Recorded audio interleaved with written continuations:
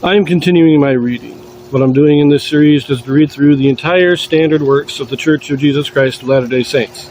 This consists of the Bible, the Book of Mormon, the Doctrine and Covenants, and the Pearl of Great Price. I am reading in a chronological order of events, not according to publication or volume, so I will be skipping around a bit as I move along. We are picking this up in 1 Kings chapter 22. We are still reading about Ahab, king in Israel. Very wicked man. He did do his test on Mount Carmel with Elijah. All the prophets of Baal are killed, which seems to have reestablished the true worship of God as the primary religion, at least.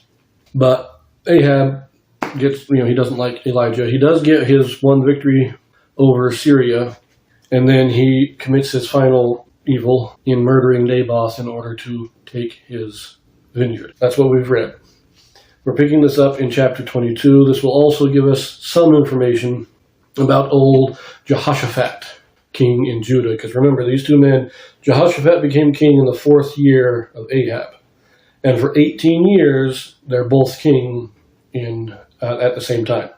Ahab in the north in Israel and Jehoshaphat in Judah in the south. So we have these two kings together. This is our first story where they are interacting with each other. And it's really... Well, we did read a little bit about Jehoshaphat in that he sent out the priests to teach the people the law. He was a good king. But let us pick this up in chapter 22. We will read the first 14 verses. Jehoshaphat of Judah and Ahab of Israel joined forces against Syria. Ahab's prophets foretell success. Micaiah foretells the defeat and death of Ahab. Ahab slain and dogs lick up his blood. Jehoshaphat reigns in righteousness in Judah. Ahaziah reigns in Israel and serves Baal. And they continued 3 years without war between Syria and Israel. And it came to pass in the 3rd year that Jehoshaphat the king of Judah came down to the king of Israel. And the king of Israel said unto his servants, Know ye that Ramoth in Gilead is ours? And we be still, and take it not out of the hand of the king of Syria? And he said unto Jehoshaphat, Wilt thou go with me to battle to Ramoth Gilead? And Jehoshaphat said to the king of Israel, I am as thou art, my people as thy people, my horses as thy horses. And Jehoshaphat said unto the king of Israel, Inquire, I pray thee, at the hand of the Lord today. Well, let's pause there a minute. What's going on? This is Jehoshaphat's visiting the king of Israel. And this is a friendly exchange. Jehoshaphat has made peace with Israel. All previous kings have been at war with Israel, or at least in hostilities.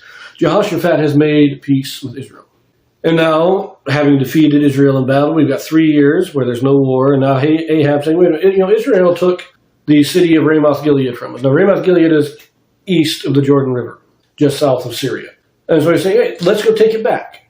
So Israel is going out to reclaim territory that had been lost to Israel. And he asks Jehoshaphat to join him. He asks, will Judah help us? Will Judah be our ally in this war? And Jehoshaphat says, yes. We will go out, we will fight alongside you. Now, let us step back to verse 5.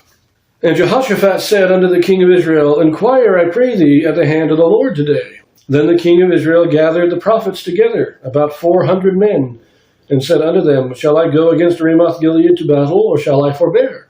And they said, Go up, and the Lord shall deliver it into the hand of the king. And Jehoshaphat said, Is there not here a prophet of the Lord besides, that we might inquire of him?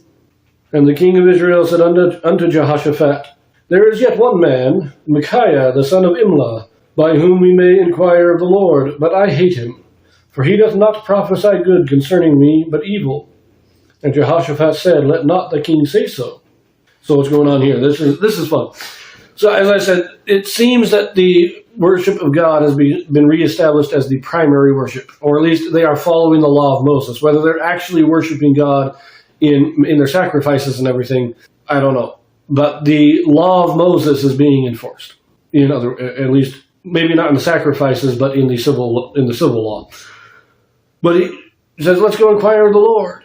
And so Jehoshaphat gets all these prophets. But these are prophets of God. Most likely, in my opinion, they may be more prophets of Baal. They could also be the priests of the 2 golden calves that Jeroboam set up, because those are still there. But they're just not prophets of God. And Jehoshaphat says, look, we've heard your prophets. Let us seek an actual prophet. Let's get a true prophet in here who will actually tell us the truth. And Ahab's, yeah, we got this one guy that I could go talk to, but he never says anything good, so I don't like talking to him. Anyways, verse 9. Then the king of Israel called an officer and said, Hasten hither Micaiah, the son of Imlah. And the king of Israel and Jehoshaphat, the king of Judah, sat each on his throne, having put on their robes in a void place in the entrance of the gate of Samaria. And all the prophets prophesied before them. And Zedekiah, the son of Kenana,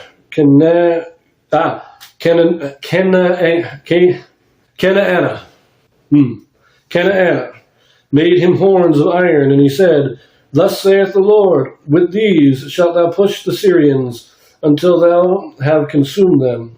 And all the prophets prophesied so, saying, Go up to Ramoth Gilead and prosper, for the Lord shall deliver it into the king's hand.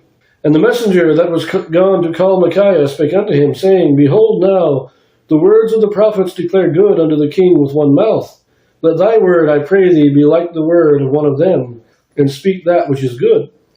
And Micaiah said, As the Lord liveth, what the Lord saith unto me, that will I speak.